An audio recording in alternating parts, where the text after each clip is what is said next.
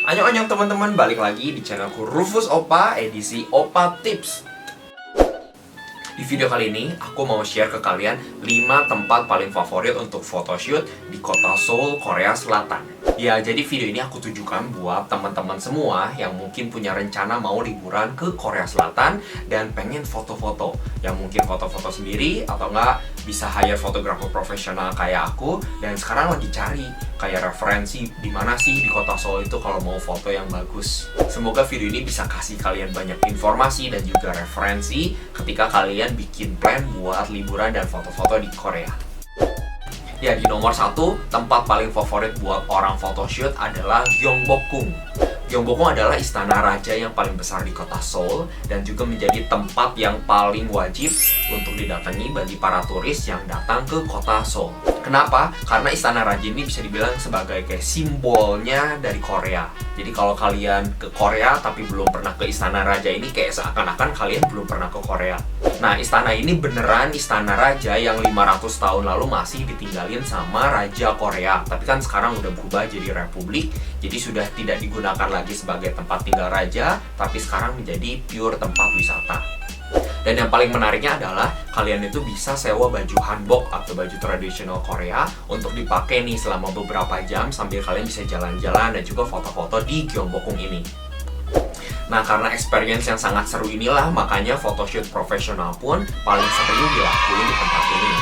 Karena orang-orang biasanya kalau datang jauh-jauh ke Korea itu pengen banget foto yang beneran Korea banget. Nah, makanya mereka tuh pakai baju hanbok sambil foto-foto di istana rajanya langsung. Nah, Gyeongbokgung ini tuh tempatnya gede banget dan juga punya banyak banget spot-spot yang cantik buat foto. Makanya kalau orang-orang datang ke Gyeongbokgung pakai hanbok, biasanya tuh bisa spend lebih dari 1 atau 2 jam buat foto-foto sambil jalan-jalan.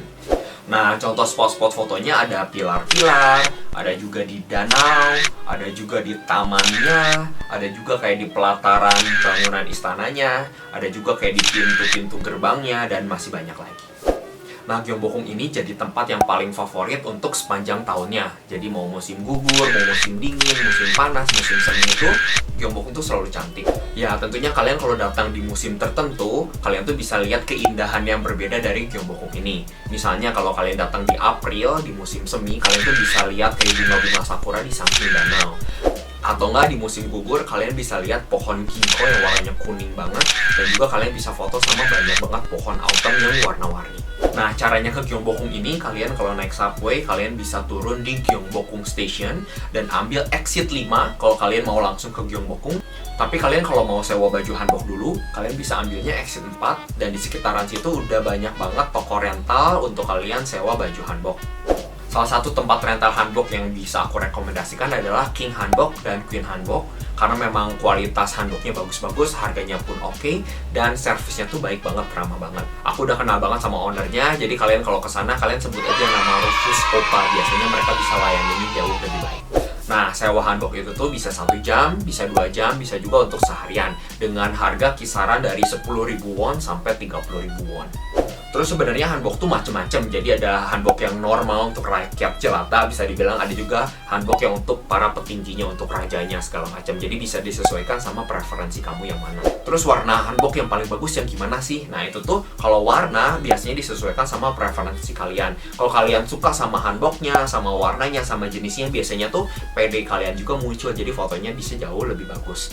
Tapi ada catatan, mungkin kalian kalau pilih hanbok jangan warnanya yang terlalu pucat, karena kalau lagi sunny day itu warnanya bisa bias gitu, bisa nggak kelihatan. Dan karena Gyeongbokgung ini tuh luas banget, jadi mungkin buat keluarga dengan anak kecil, kalian bisa bawa stroller, dan juga keluarga dengan orang tua, kalian bisa jalan-jalannya di sekitar pintu masuknya aja, nggak usah kelilingin terlalu jauh. Dan catatan penting juga, Gyeongbokgung ini tuh tutup setiap hari Selasa untuk maintenance. Jadi pastikan kalau kalian visit ke sini jangan hari Selasa.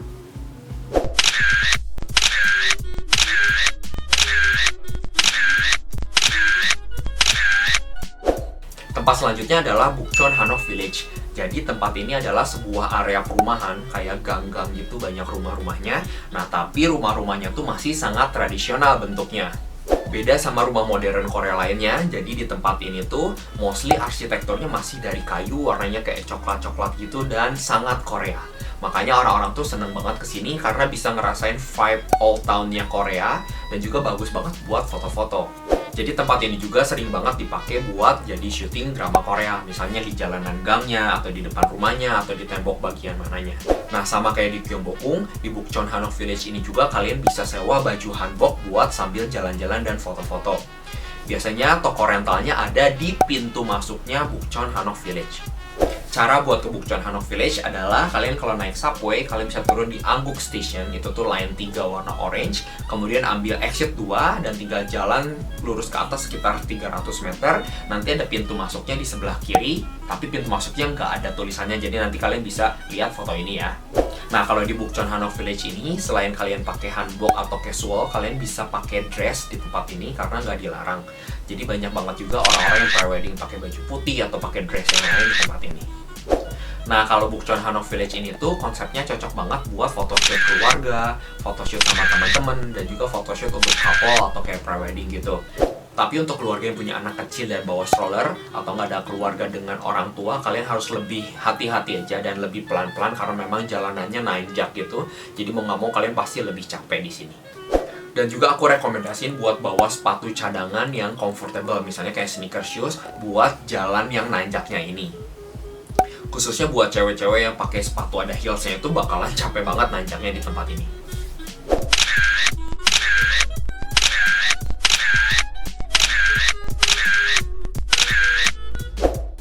Tempat selanjutnya adalah Nami Island. Nami Island itu lokasinya sekitar 1,5 sampai 2 jam naik mobil atau kereta dari kota Seoul.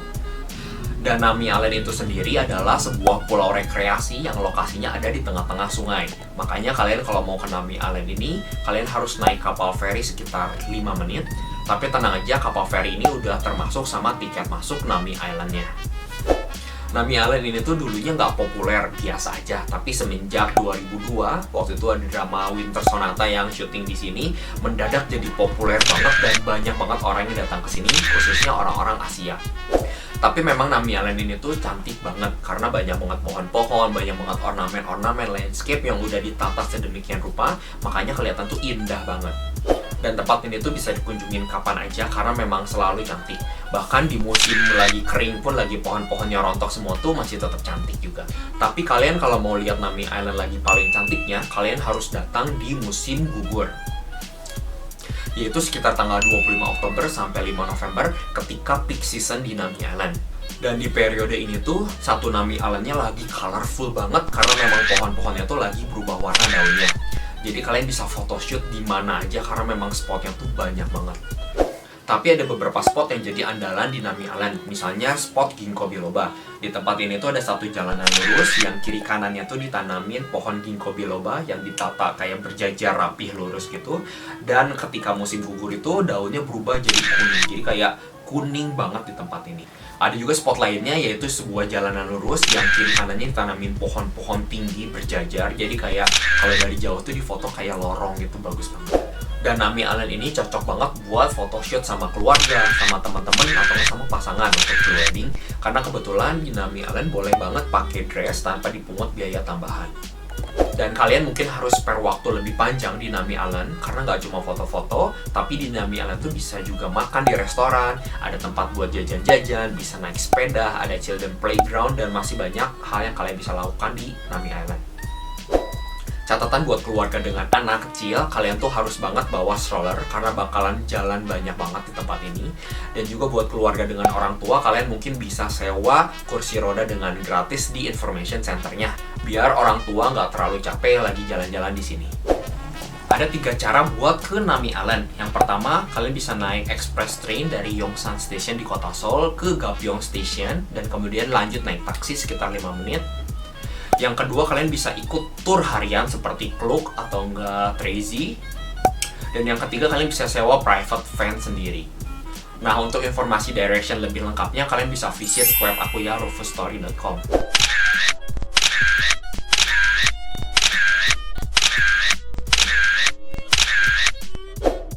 Tempat selanjutnya adalah Style Nanda Pink Pool Cafe Hongdae. Tempat ini adalah sebuah cafe yang lagi hits banget di Korea karena memang tempatnya tuh unik banget dan cantik banget bisa dibilang. Satu cafe ini tuh warna interiornya tuh mostly warna pink. Dan ada swimming pool di dalam kafenya. Dan cafe ini tuh sangat populer karena memang dimiliki oleh sebuah brand yaitu 3CE yang lagi hits banget di kalangan orang-orang yang suka kosmetik Korea. Jadi memang cafe ini tuh lucu banget. Banyak banget spot-spot yang bisa kalian pakai buat foto. Misalnya di samping kolam renang. Terus ada juga di bagian kursi-kursinya. Ada di depan pintu. Bahkan bisa foto-foto di balkonnya juga.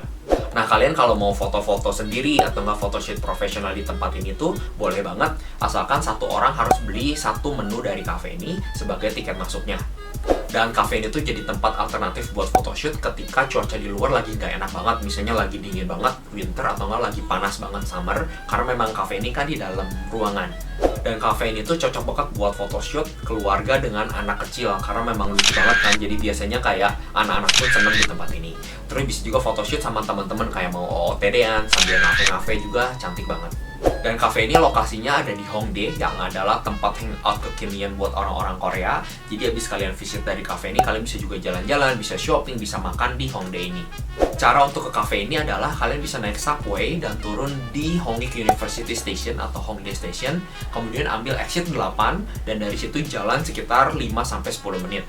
Cafe ini lokasinya ada di gedung Style Nanda lantai 4-nya. Jadi kalian kalau masuk jangan heran ya, karena memang lantai 1, 2, 3-nya adalah toko kosmetik dan toko pakaian dulu, tapi kalian bisa naik terus sampai ke lantai 4 dan itulah kafenya.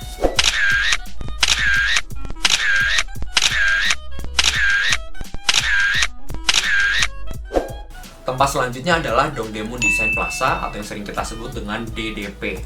DDP ini adalah sebuah tempat exhibition yang malahan jadi landmark kota Seoul dan jadinya hits banget karena memang arsitekturnya yang keren banget. Jadi kalian kalau lihat bangunan DDP, desainnya itu sangat modern, sangat artistik dan juga sangat futuristik.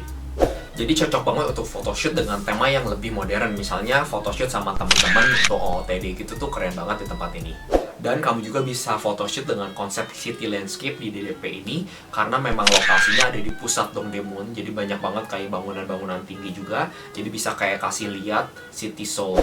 Dan kamu juga bisa photoshoot malam-malam di DDP ini karena bangunannya tuh dipasangin banyak banget lampu-lampu yang cantik banget kalau malam, dan surroundingnya pun kayak kotanya tuh sangat kayak warna-warni colorful sama city-nya. Dan tempat ini punya banyak banget spot-spot foto yang keren-keren banget, misalnya di bagian kayak tangganya, terus di bagian kayak jalan-jalan lorongnya, dan juga kalau malam-malam kalian bisa foto di tamannya yang punya banyak bunga LED-nya. Cara buat ke DDP, kalian bisa naik subway, turun di Dongdaemun History and Culture Park Station, kemudian ambil exit 1, itu tuh langsung di DDP-nya.